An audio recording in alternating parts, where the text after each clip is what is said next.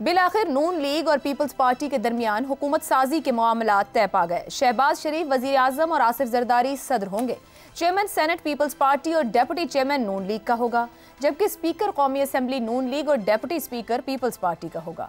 बलोचिस्तान का वजीर आला पीपल्स पार्टी का होगा, जबकि सूबे में नून लीग और पीपल्स पार्टी मिलकर हुकूमत बनाएंगे। सिंध और बलोचिस्तान के गवर्नर मुस्लिम लीग नून नामजद करेगी, जबकि गवर्नर पंजाब पीपल्स पार्टी का होगा। पीपल्स पार्टी विफाक और पंजाब की सूबाई काबीना में भी शामिल नहीं होगी।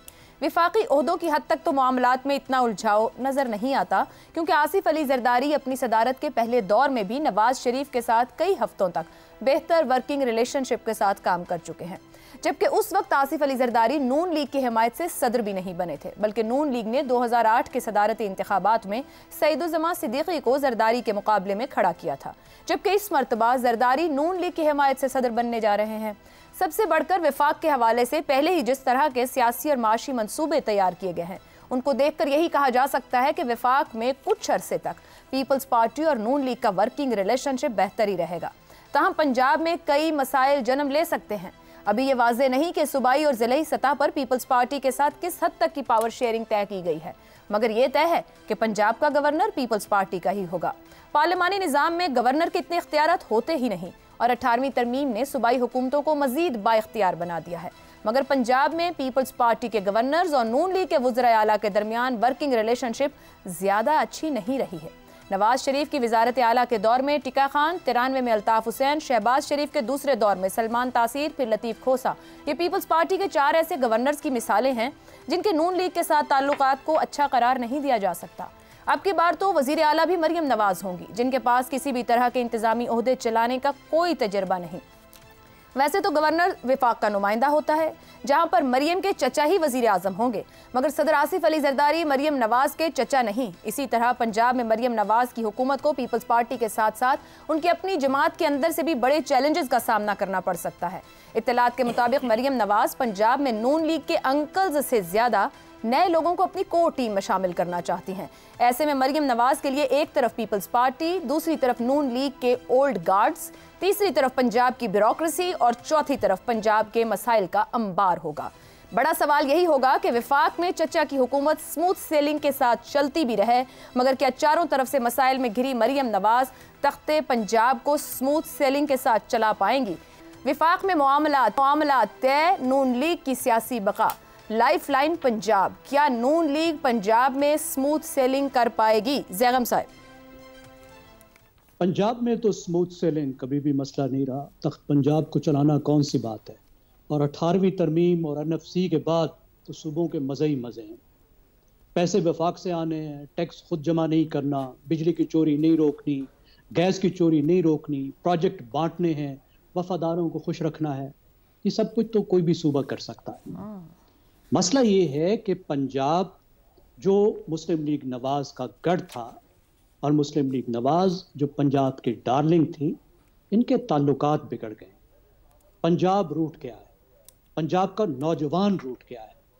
सेंट्रल पंजाब में कुछ परफॉर्मेंस दिखाई मुस्लिम लीग नवाज ने, आप वेस्ट पंजाब को देखिए, जो फैसलाबाद और सरगोदा है, कितना बुरा हाल हुआ। फिर आप जनूबी पंजाब को देखिए। कमाल की बात है कि नॉर्थ पंजाब में जो रावलपिंडी डिवीजन है, वहां 13 से 11 सीटें मुस्लिम लीग नवाज ने ले ली। बहरहाल कमाल ही कर दिया वहां, लेकिन ओवरऑल पंजाब में मुस्लिम लीग नवाज की मकबूलियत को बड़े चैलेंज है। और अभी जो चैलेंज आएगा वो खुद पंजाब से नहीं निकलेगा, वो विफाक से निकलेगा। लोग विफाक की तरफ देखेंगे और विफाक के साथ साथ पंजाब को भी या वोट देंगे या वोट आउट करेंगे अगले इलेक्शन में। विफाक की नाकामियां और विफाक की कामयाबियां, ये पंजाब की मुस्लिम लीग नवाज को ओन करनी होंगी। और उसमें सबसे बड़ी बात है माशी मामलात। अगर महंगाई बढ़ती है, अगर माशी हालात मुश्किल रहते हैं, अगर ग्रोथ नहीं आती और वो सब कुछ करना पड़ता है जो करना पड़ेगा, तो उससे वोटर मजीद नाराज होगा। इस वक्त जो वोटर नाराज हुआ है PDM की जमातों से, खास तौर पे मुस्लिम लीग नवाज से, वो माशी मामलात की वजह से हुआ है। पीपल्स पार्टी से मुस्लिम लीग नवाज को कोई खतरा नहीं है। आप जिस दौर की बात कर रहे हैं, उस वक्त पंजाब की 2 पार्टी सिस्टम में दूसरी बड़ी जमात पीपल्स पार्टी थी। इस वक्त पीपल्स पार्टी बड़ी अपोजिशन नहीं है। गवर्नर लेकर भी वो कुछ नहीं बिगाड़ सकती, कुछ ज्यादा नहीं कर सकती, अगरचे वो कोशिश करेगी कि अपनी साख बहाल करे। लेकिन मुझे नहीं नजर आता कि अगले 3 से 5 साल में पीपल्स पार्टी को पंजाब में कोई ब्रेक थ्रू मिलेगा। पंजाब के मुस्लिम लीग नवाज के सामने पीटीआई खड़ी होगी। ज़ैनब साहब, कतई कलामी की माजरत, अगर ये इतनी स्मूथ सेलिंग होगी और आज का एनवायरनमेंट बिल्कुल चेंज हो चुका है, तो फिर यही स्मूथ सेलिंग उनका पॉलिटिकल क्रेडिट भी नहीं बन जाएगा? अगर पंजाब में वो डिलीवर कर पाती हैं, कामयाब होती हैं, ये पहले 6-8 महीने बता देंगे, तो फिर यही उनका पॉलिटिकल क्रेडिट बनना शुरू हो जाएगा। वो नाराज लोग भी समझना शुरू होंगे इस बात को। देखिए, जिस दौर में क्रेडिट बनता था उस वक्त 2 रीजन होती थी। एक तो बहुत जबरदस्त डेवलपमेंट बजट होता था। मसलन पिछले दौर में 2013 से 2018 में जो डेवलपमेंट बजट था वो दुगना हो गया था। पंजाब के पास खर्चने को बहुत कुछ था और विफाक का बोझ पंजाब पर नहीं था। विफाक में कुछ ऐसा नहीं हो रहा था जिसका बहुत बड़ा बोझ आके पंजाब में मुस्लिम लीग नवाज पर पड़े। इस वक्त अगर विफाक का बोझ पड़ेगा तो पंजाब की कामयाबियां भी दब कर रह जाएंगी और पीटीआई उसके सामने खड़ी होगी। और इस वक्त लेपा पोती से काम नहीं चलेगा। इस वक्त बड़े मसले हैं। इस वक्त इन पार्टीज को, मुस्लिम लीग नवाज को अपने आप को रिफॉर्म करना होगा। ये देखना होगा कि वो क्या वजूहात हैं जिनकी वजह से वो पंजाब में और पाकिस्तान में नामकबूल हुई या मकबूलियत कम हुई है। उसकी बुनियादी वजूहात को दूर करना होगा, खाली स्मूथ सेलिंग का मसला नहीं है। इफ्तिखार साहब, स्मूथ सेलिंग कर लेंगे क्या वाकई आसान है? 17 के बाद से इंतजामी एतबार से पंजाब सबसे बड़ा सूबा है। गवर्नेंस देखें, ब्यूरोक्रेसी देखें, सेहत तालीम के मामला देखें, शहरों कस्बों के मसाइल, एक मसाइल का अंबार है। और जो भी ऊपर ज़ैगम साहब कह रहे हैं, गलती की गुंजाइश भी नहीं। मुस्लिम लीग नून के पास चैलेंजेस से निमट लेंगे या अपने आप को रीस्ट्रक्चर करने की तरफ पहले जाएगी नून लीग, खुश कर लेगी अपने? दोनों काम इनको करने पड़ेंगे। 10 लाख वोट इनका कम हुआ है पंजाब में। पीटीआई को जो बर्तरी हासिल है पंजाब के, अगर हम पूरे वोट देखें तो पीटीआई के 10 लाख वोट ज़्यादा हैं पाकिस्तान मुस्लिम लीग नून के मुकाबले में कौमी असम्बली के इंतखाबात में। और ये बड़ा अहम इशू होगा। और जब असलम इकबाल जो लीडर ऑफ द अपोजिशन होंगे, उनकी आज ज़मानत ली है पेशावर हाई कोर्ट ने, उन्होंने एक बहुत ज़बरदस्त प्रेस कॉन्फ्रेंस भी की है। ये आगाज़ होगा एक नए दौर का पंजाब में। और ये कहना कि 18वीं तरमीम के बाद सूबे ज़्यादा पैसा ले रहे हैं तो उनका हक बनता है, ये कॉन्स्टिट्यूशनल डिसीजन है। अगर उनको ज़्यादा पैसे मिलेंगे तो तरक्याती काम भी ज़्यादा करेंगे। अब देखना है कि क्या वो तरक्याती काम ईमानदारी से करेंगे या एक शहर पे करेंगे। ये है वो सवाल जिसका अब जवाब हमें चाहिए। अगर हम वफाक से पैसे ले लेते हैं सूबे के लिए, तो सूबा एक शहर या 2 शहरों पर तो पैसे नहीं खर्चे, वो पैसे बराबर के खर्चे पूरे के पूरे सूबे में। ये अब रोल देखना होगा, क्या इस रोल को अपनाया जाएगा। फिर एक और बात है कि जो सूरत हाल इस पंजाब में है पॉलिटिकल, उसके लिए अब ये लाजमी हो गया कि मुकामी हुकूमतों के इंतखाबात करवा दिए जाएं, ताकि जिस किसी ने भी कोई पॉलिटिकल रोल प्ले करना है वो सामने आकर रोल प्ले करे। साजिश के ज़रिए नहीं, सोशल मीडिया पर बैठ के ट्वीट करके नहीं और मैसेजेस करके लोगों को न उकसाए, आए और अपने अपने इलाकों में इलेक्ट हो और फिर उस हल्के में जाके लोगों को जवाबदेह भी हो और ज़िम्मेदारी भी ले। ये बड़ा इंपॉर्टेंट है। पंजाब आगे नहीं जा सकता अगर आप मुकामी हुकूमतें लेके आएंगे, क्योंकि जो 10 लाख वोट की मैं बात कर रहा हूँ उसका यही जवाब है कि वो जो 10 लाख वोट इनका कम हुआ है उसकी कुछ वजूहत तो होंगी। उन वजूहत को एक सेंट्रलाइज पावर सिस्टम के साथ मेरे ख्याल से संभाला नहीं जाएगा। आप लोगों को इलेक्शन करने दें, लोगों को सारे सूबे में, और नई लीग क्यादत आए, ये एक चैलेंज होगा। फिर अगला चैलेंज जो ये है वो है महंगाई का। इस सवाल का मेरे पास कोई जवाब नहीं है, क्योंकि महंगाई जिस तरीके से बढ़ रही है, और आज जब मुझे आज सुबह पता लगा कि 7 रुपये बिजली मेरी महंगी हो जाएगी, जब आज मुझे सुबह पता लगा कि मेरी दवाइयों जो हैं उनमें से कल जो गुज़श्ता रोज़ फैसले हुए उन दवाइयों को ओपन कर दिया गया, उनकी कीमतों से कंट्रोल उठा लिया गया।